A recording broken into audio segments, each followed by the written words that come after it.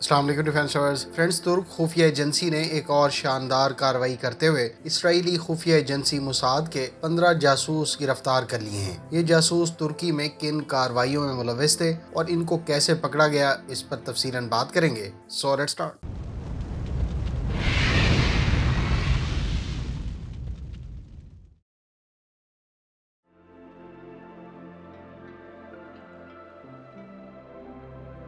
Friends, ان اسرائیلی جاسوسوں کو 7 اکتوبر کو گرفتار کیا گیا۔ ان جاسوسوں کے بارے میں اطلاعات ہیں کہ انہوں نے موساد کو ترک شہریوں اور ملک میں تعلیم حاصل کرنے والے غیر ملکی طلبہ کے بارے میں معلومات اکٹھی کرنے کا کہا تھا۔ رپورٹ کے مطابق ملزمان نے ان طلبہ کے بارے میں معلومات اکٹھی کر کے اسرائیلی خفیہ ایجنسی موساد کو فراہم کی جو ممکنہ طور پر مستقبل میں دفاعی صنعت میں کام کر سکتے ہیں۔ مشتبہ افراد کو گرفتار کرنے کا آپریشن ترکی کی نیشنل انٹیلیجنس آرگنائزیشن یعنی MIT نے 1 سال سے جاری کاؤنٹر انٹیلیجنس آپریشن کے بعد کیا۔ مشتبہ افراد کی تقریباً 1 سال سے ٹیکنیکل اور ہیومن انٹیلیجنس کے طریقوں کے ذریعے نگرانی کی گئی۔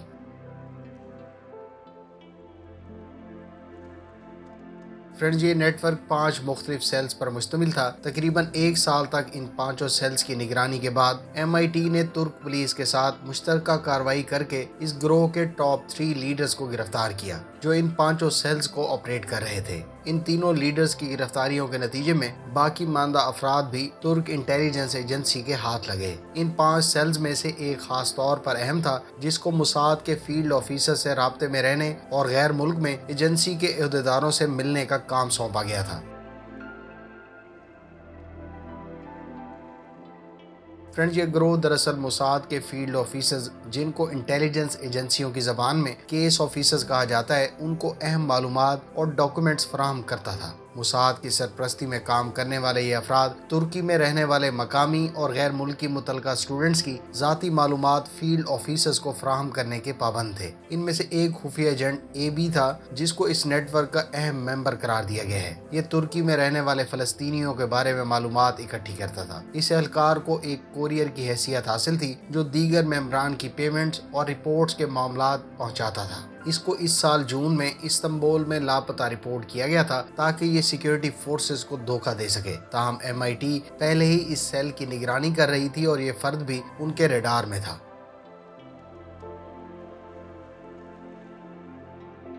اس AB نامی ایجنٹ کے بارے میں کہا گیا ہے کہ یہ اسرائیلی خفیہ ایجنسی کے فیلڈ آفیسر AZ کے ساتھ رابطے میں تھا۔ AZ نامی فرد اسرائیلی پاسپورٹ ہولڈر ہے۔ 1 سال کے دوران اس فیلڈ آفیسر نے AB کو $10,000 سے زائد کی رقم دی، جبکہ ایک RAA نامی فرد کو بھی لاپتہ رپورٹ کیا گیا تھا، وہ بھی اس گروہ کے اہم ممبرز میں سے ایک تھا۔ اس فرد کے بارے میں بتایا گیا ہے کہ یہ 27 اور 28 جون کو کروشیا کے شہر زاگریب میں موساد کے فیلڈ مینیجر کو ملا اور فیلڈ مینیجر کی جانب سے اس کو الگ سے کچھ رقم دی گئی تھی۔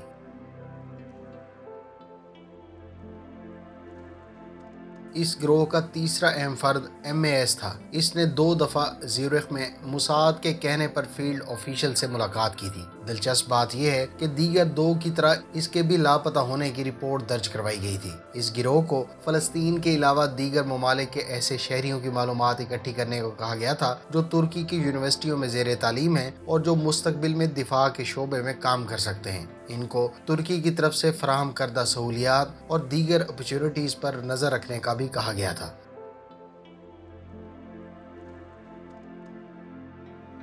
فرینڈز، ترک خفیہ ایجنسی کے مطابق یہ گروہ موساد کو انکرپٹڈ ویب بیسڈ پروگرام کے ذریعے معلومات بھجواتا تھا۔ تحقیقات کے بعد پتہ چلا ہے کہ یہ نیٹ ورک ترکی میں دیگر ایسوسی ایشنز اور آرگنائزیشنز میں بھی آپریٹ کر رہا تھا اور مختلف طرح کی فائنڈنگز اسرائیلی خفیہ ایجنسی موساد کو بھجوا چکا تھا۔ گروپ کو فعال رکھنے کے لیے جہاں مختلف نوعیت کے ڈیٹا ٹرانسفر میتھڈ استعمال کیے گئے، وہاں ان کو بٹ کوائن، ویسٹرن یونین اور منی گرام جیسی سروسز کے ذریعے رقوم بھجوائی جاتی رہیں۔ ترک سورسز کا کہنا ہے کہ مزید انویسٹیگیشن سے جامع اور ڈیپ شواہد اور معلومات ملنے کے امکانات ہیں جس سے اس نیٹ ورک کے مزید عزائم اور اب تک کی کارروائیوں کا تفصیل سے پتہ چلے گا۔